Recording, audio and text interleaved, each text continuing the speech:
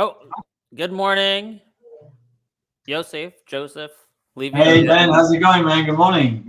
All right, good afternoon. Good Good afternoon. It's Wednesday, September 20th, and wow, what a great day and really week we've had in terms of the story trading process. It's FOMC day, 2 p.m. We get that, but it hasn't impacted our process at all. So, some really good things going on.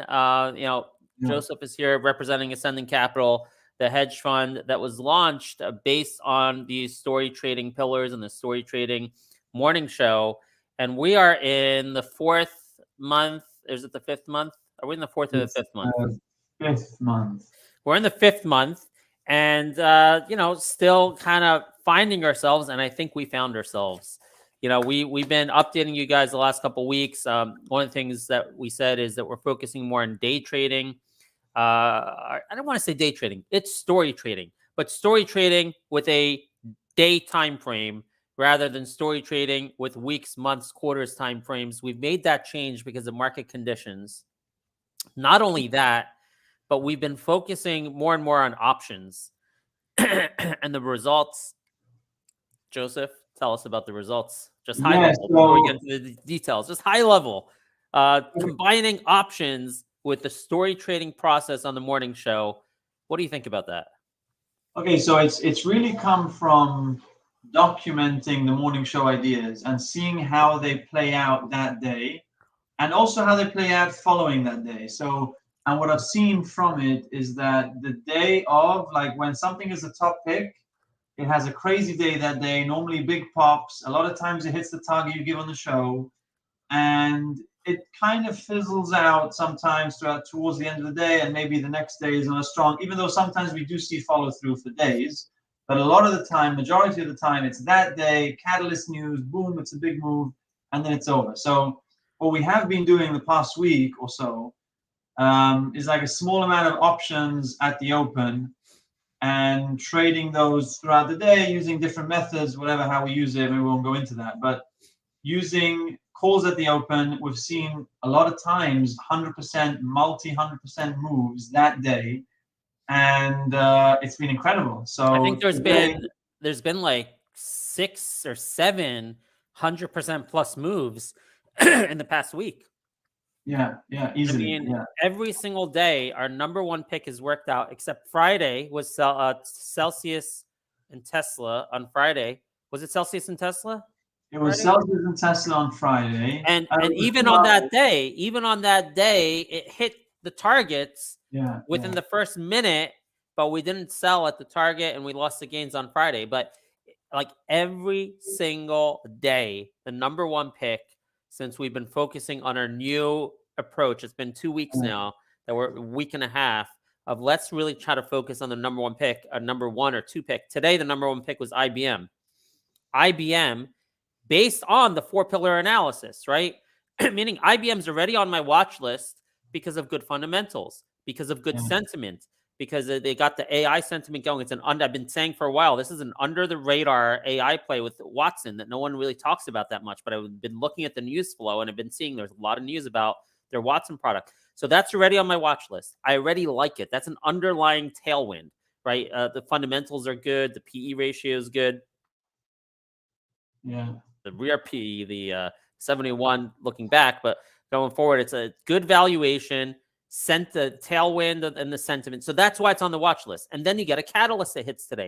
And the catalyst was like $188 price target. So Yeah. we made that the number one pick. And I gave you two price targets, 150 and 153. 150 being tail candle resistance, 153 being the 52-week high. It hit 152 roughly. So call options at the open on this, right? We got the bulk of it, but they were up 400%. Incredible, man. Incredible. Yeah, they were. Right, And we also using the, I mean, I don't know, Ben, should we go into details of how we trade? no, I Like, think that the what we share here at Story Trading is more about what stock can do well today. I don't want to go into because also we're still trying to figure it out and we're yeah, still changing our process and editing our process every day in terms of when do we get in, what size, where do we exit, like all that stuff. We're still figuring out, and I'm not sure that we're necessarily ever going to share the details of that. yeah. So I will say that using the method that we used, we were able to get out at the point that the options were up around 400%. Yeah. So we were able to, yeah, we didn't do it in such a big size today because also FOMC and other factors, and we only made the decision to go big kind of today. So, And you know what? but I'm going still, to it's admit hard to move. there's other things that happened. Yesterday on this show, we made a mistake, right? It was on this show. We said, we're going to play, we're going to play CART IPO. Why? Yeah, Just because it's volatile. That's it. We're like, okay, it's going to be volatile. We can make some money off of it. And it's not really anything to do with the four pillars, nothing to do with our process. We went off script and we took a nice loss on it, and it threw us off our game a little bit this morning. We're like, oh, schnitz, we gotta sell CART for a loss, and we're focusing on that early this morning. So it took us off our game. So that's really the biggest reason why we had small size as we figured that out in the morning. Small size on IBM Lulu, our number 1 and 2 picks. yeah, But I agree. It can really knock you off, Ben. Like when you made a big mistake, and it's like when you just off your game, you feel like and it's hard to get into things now with big size. You feel like you made a mistake. So yeah, I do think it affected us a bit today. yeah, With so we size. went off script, and we even told you like yesterday at 1 p.m. We're like, we're just doing this for volatility because we're bored. Maybe we'll make some money in the afternoon. So we're still getting better and better. But the data proves it. You've been sharing the data with me. Our morning show at 9 a.m. It's gold. It's not only gold for the hedge fund we're building, but it's gold for you guys. If you want to become a Story Trading member, you get to see that we're acting like at the same time. Like we don't really have that much of an edge. If you're a Story Trading member, right, you get these alerts at the same time that we're acting, right? And, God willing, this hedge fund's going to get bigger and bigger, and we'll be making some noise in the marketplace, and we'll see what happens. But in any case, 9 a.m. Eastern, and we give as they come in, sometimes at 8:30, sometimes as early as 4 in the morning, I'm giving alerts on the app. If you're a VIP member, it's free to join, storytrading.com/app. You can install the app, get 1 week free trial, but you're getting those alerts in the morning with us, and it's gold. It really is gold because I'll tell you, execution is hard. And I'm not going to sit here. We're not going to sit here and handhold everyone through execution. It's something you have to figure out. It's very tedious. You got to figure out what's your risk level, what's your allocation size, what's your tolerance in terms of a stop loss. This is all very personal to you and your style of trading, your risk. But the gold is what's going to take off today. And you just said it. The data proves it out. And it's been 4 or 5 months we're in this hedge fund, and we've gone on many adventures, side adventures that has nothing to do with our morning show. You know, nothing to do with our morning show, right? So we're going to change that, and we're going to make our hedge fund focused on the top 1, 2, 3 picks of the day on the morning show. Day trading options. The data shows that this works really well. So whether you're just a StoryTrading member watching the picks come in the morning, or whether you're part of our hedge fund, either way, you're going to benefit from this. And I'm really excited for the future, because, by the way, we've known that the morning show works for about a year, right? That's initially, you used to be a member of StoryTrading, Joseph, and Joseph approached me because he was watching the morning show, and he's like, your calls are uncanny, like so freaking accurate. Let's together and start a hedge fund. So we did that. But it's taken us now 4 or 5 months to kind of realize, you know what, like we may get to a place, maybe our hedge fund is a pure play on the morning show. That's it. Pure play, 100% cash at the end of the day, just trade options on the morning show idea. It may be that's where we're headed. And it's taken us some time to get there. But that's why you reached out to me, Joseph. You reached out to me like 7, 8 months ago, whenever it was, because you're like, your morning show is so freaking accurate out of this. And I think that's where it's heading.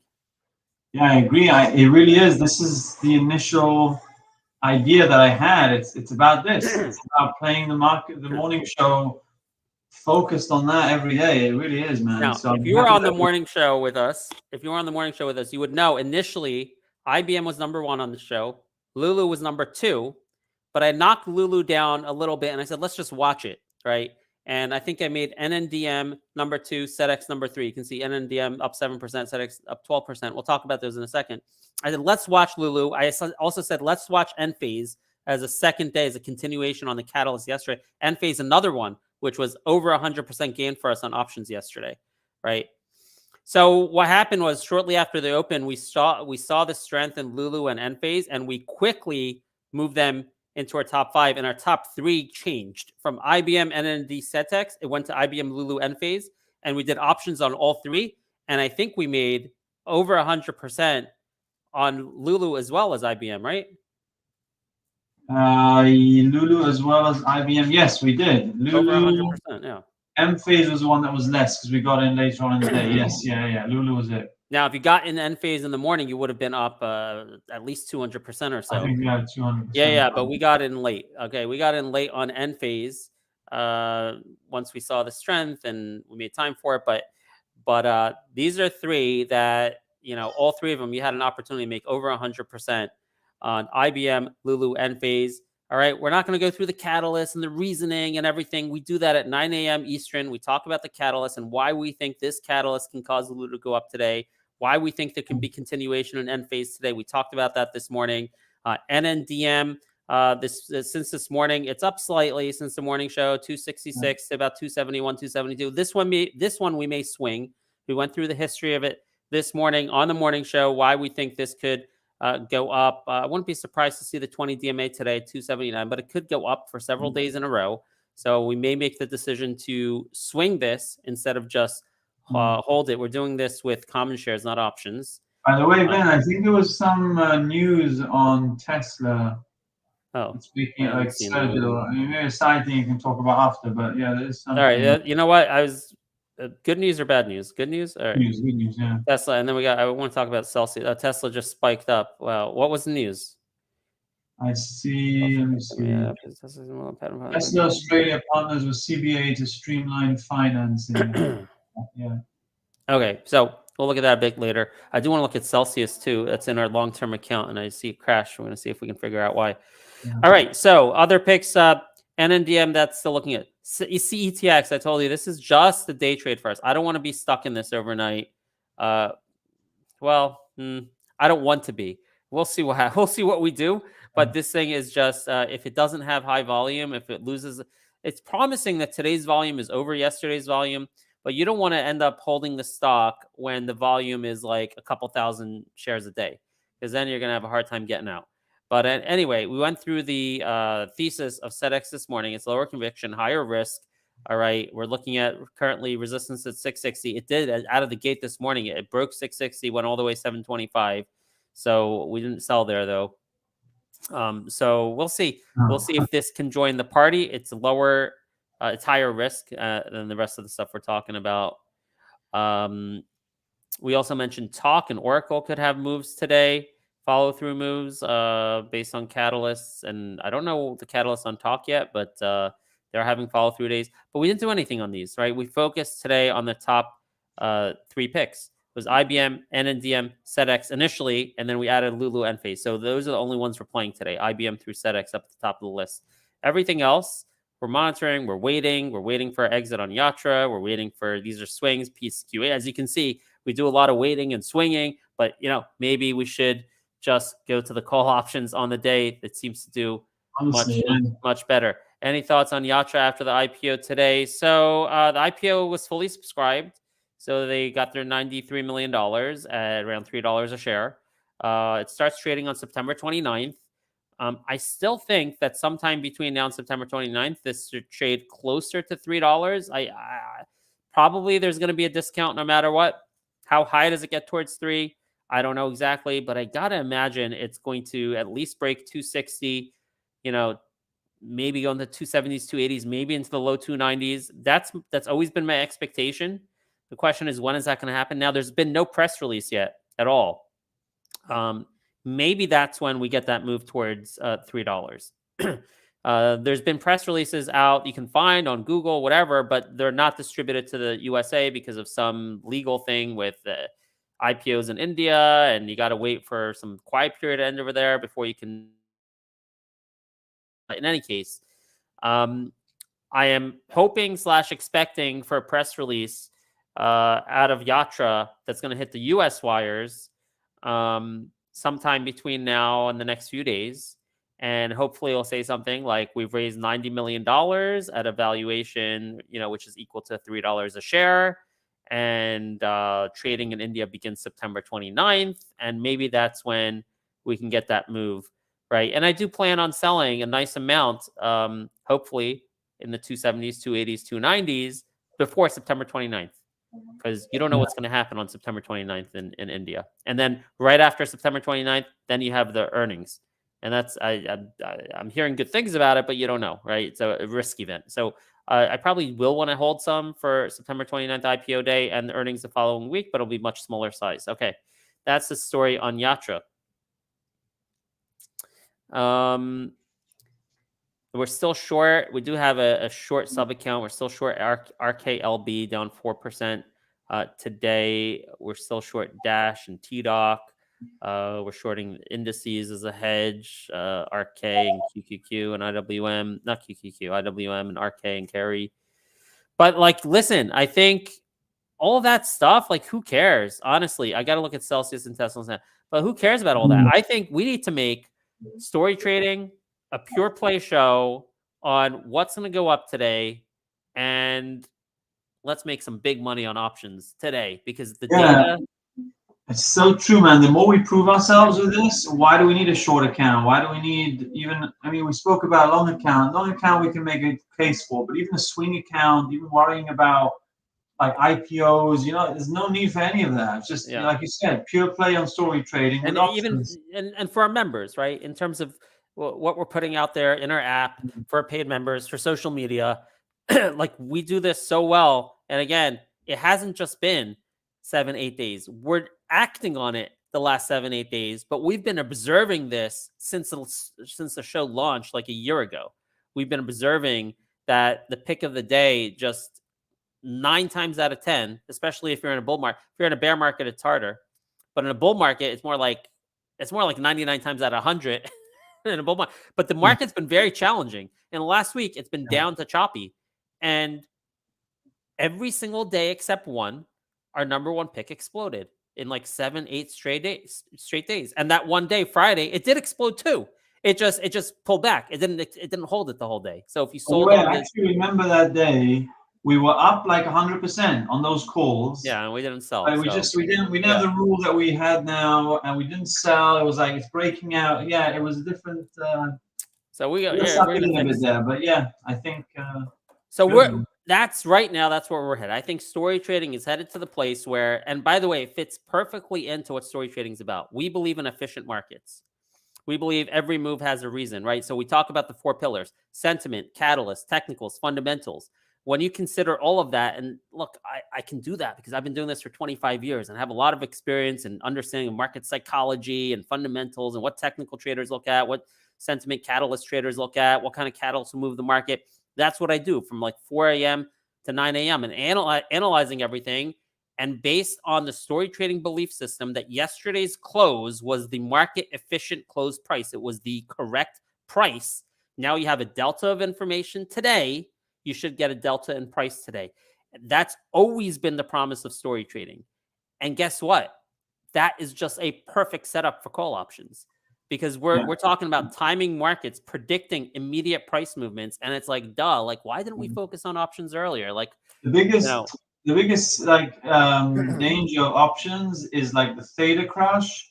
It's the timing, really. It's the theta crash because you swing options. We even made a rule recently not to swing options because we're seeing we're not swinging options anymore. We got hurt on that. We're not swinging options anymore. So you do it on the day, it's perfect. You're right. It's so right. Day trading options on a big catalyst day is like number one. And things could change if the market gets more bullish. I'm saying the underlying market, not the QQQ SPY. If IWM, if RK gets more bullish, right?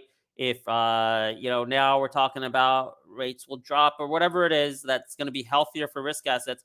Maybe at that point we can think about swinging call options again. But right now we are in a deep bear market. I know it doesn't look like it on QQQ SPY, but we are. We're in a very bad bear market for risk assets right now, whether it's micro caps, small caps, growth companies, whatever it is. And you can see that in the charts on RK, IWM. So in this environment, swinging options does not make sense. Only day trading them does. I need to look at Celsius. Does anyone know? If anyone knows why maybe look at Tesla first. It's really moving. Yeah, I need to know more about this catalyst, though, to understand this price movement. That's a big spike. Yeah.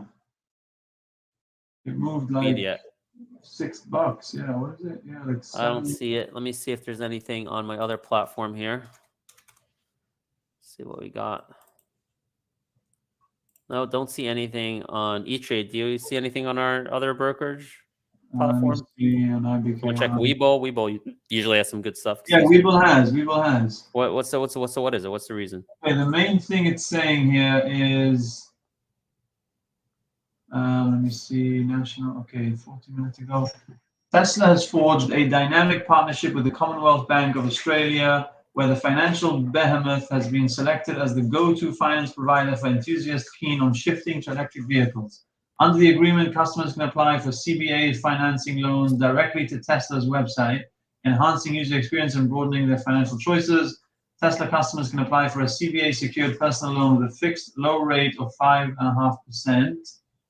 This low interest rate is open to customers who finance eligible sustainable purchases, including electric and hybrid vehicles. I mean, okay, basically they've done this big deal that people can get loans if they're Tesla customers, personal loans.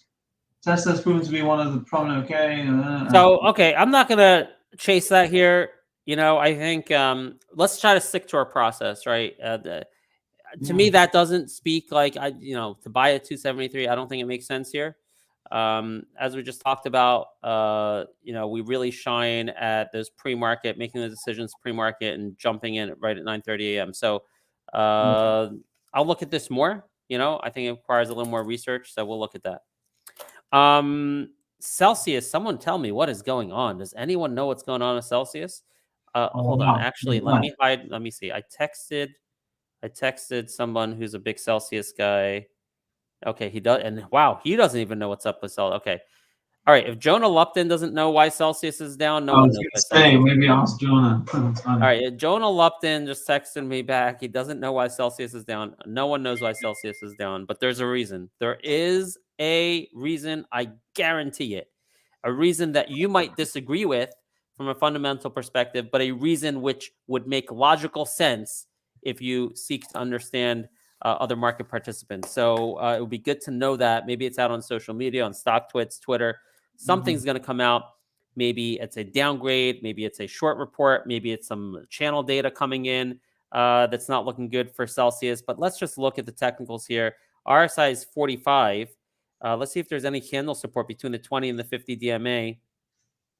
Let's see, 20 and 50 DMA. You see the top of these, we had 3, 4. Okay, you got resistance here at previous resistance at around 185, 183.68, 183, 183.50.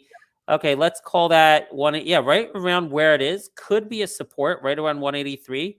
You see these 3 candles right in a row here in mid-August. It could try to hold there.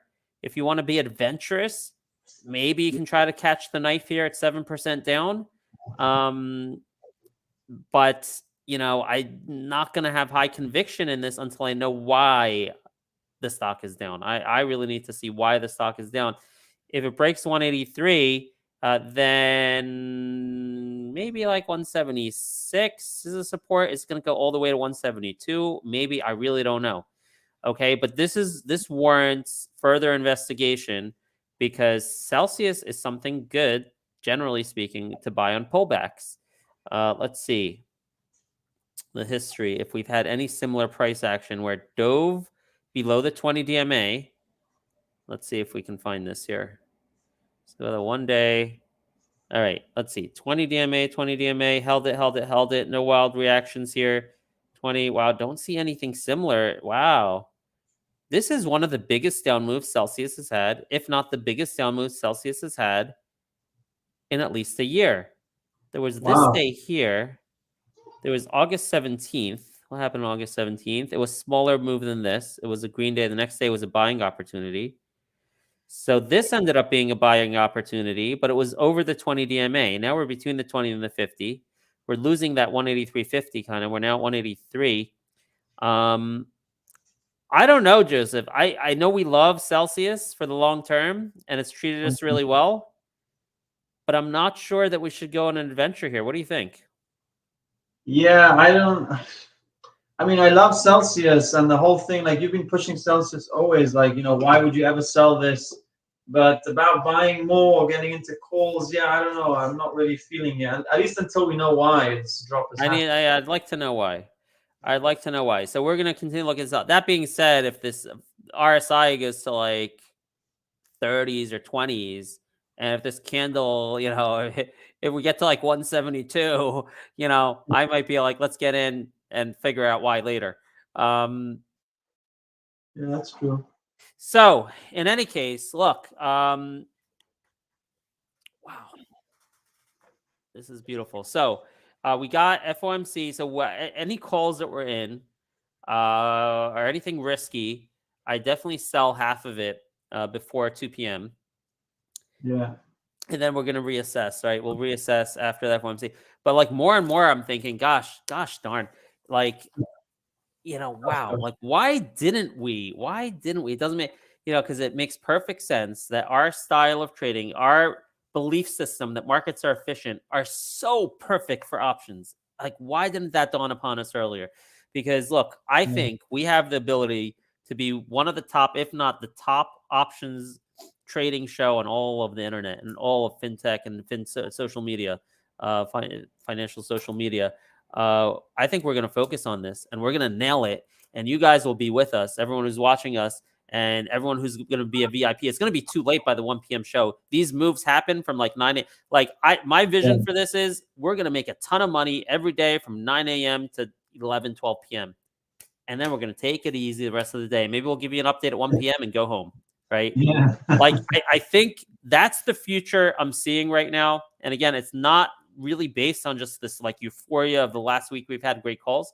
This has been the history of since we started this show a year ago. It's just simply been, we never said, let's do this with options. We never said that. We never did that. And also we spent too much time in swings. You saw catalysts and like, let's swing this.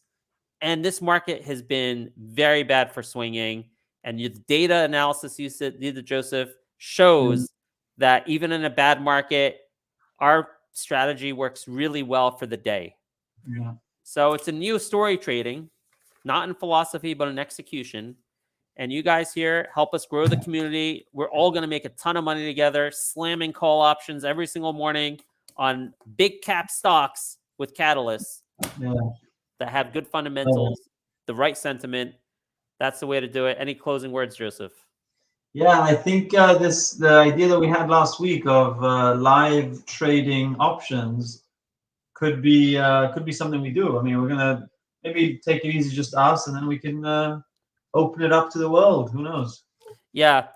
Jack is making a comment here, which look, the truth of it is it's kind of aspirational what we're talking about, to focus just on up. Like, we have our swings, and we have, like, right now, like, we have a big position in Yatra. We have a swing position in LAP. It's going to be hard. I don't think We have a long-term account. We have a long-term account, and we still have our swing account, right? But we'll see. We'll see what happens. I think it's about the focus. Like, the focus has normally been on the swing and long, and like day trading is kind of was a small part of it. Now we're just focused on this. Yeah, I think so. We'll continue having it, but to be honest with you, like, if there was, I'm just being honest with you. We're talking out loud. If there was like a hedge fund that's a pure play that just does options on like catalysts for the day, I think that's actually could be very appealing to investors. But anyway, that's for something else. Practically, I think it's very hard to do, though, because the attraction is there. Like, how can we not? Because I do a lot of research, right? Like, I talk to CEOs. Like, I know these companies well. Like, how can I not have swing or long-term positions in these companies I've researched so well? It's going to be very hard for me to pull away from that. Yeah, and I think also for the story trading community a lot of people can't day trade options like we will be doing. You know what I mean? So maybe they'll say, oh, if they're making this much, I'll put it in the fund. But if they're not, and they want to just have a long-term account or a big swing account, we still need to have that open. So I hear Jack's point, and I think there should be space for that too. All right, guys.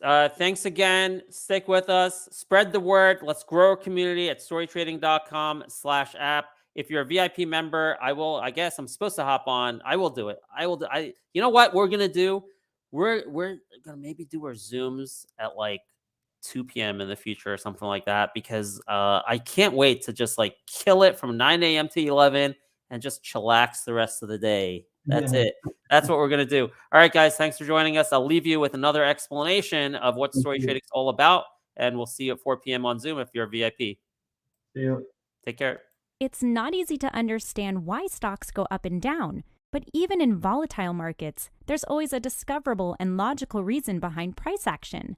Story Trading is a social investing community of investors who share information to uncover the hidden stories behind the trade through the 4 pillars of fundamentals, catalyst, sentiment, and technicals. All price action can be understood through the lens of these pillars, allowing for a holistic view that empowers better decision-making. Only by understanding markets can you beat them. Join our community today and start making sense of markets.